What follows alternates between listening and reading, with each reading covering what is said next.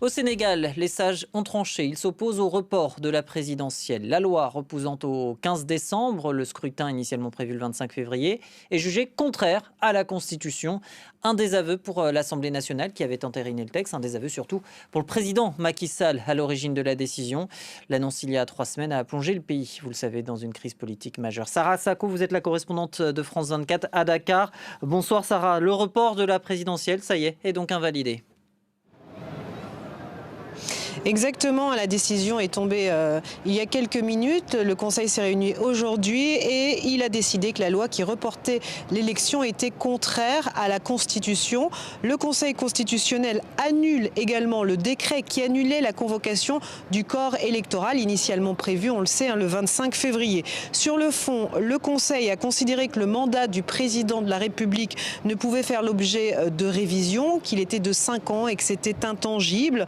Il constate aussi l'impossibilité d'organiser l'élection présidentielle à la date prévue et invite donc, je cite, les autorités compétentes à la tenir dans les meilleurs délais. Alors évidemment, cette décision, ce coup de tonnerre, vous le disiez, fait réagir déjà ce soir à Dakar. Ayib Daffé, député de l'opposition du parti dissous d'Ousmane Sonko, qui était d'ailleurs celui qui avait porté le recours auprès du Conseil constitutionnel, nous a dit sa satisfaction. Il exige à présent que leur candidat, à savoir Bassirou Diomaye Faye, soit immédiatement libéré pour participer à ce scrutin. Amadou Ba, qui est lui mandataire de Bassirou Diomaye Faye, donc du même bord politique, parle de double satisfaction.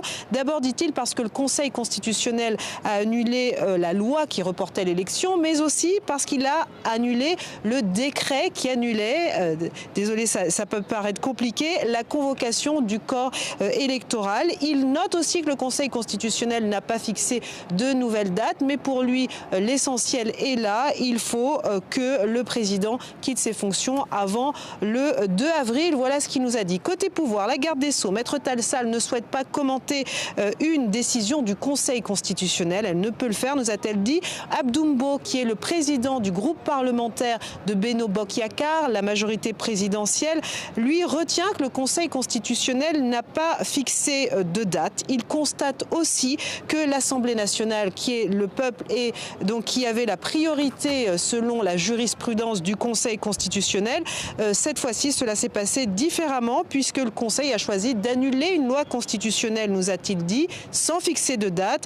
Et voilà, il parlait d'une crise latente. Et rassurez-vous Sarah, vous avez été très claire. Merci Sarah. Face à la pression, on apprenait peu avant cette décision du Conseil constitutionnel que les autorités lâchaient du lest face à la pression, je le disais, semble-t-il, en libérant ce jeudi soir des dizaines d'opposants politiques, une volonté d'apaisement.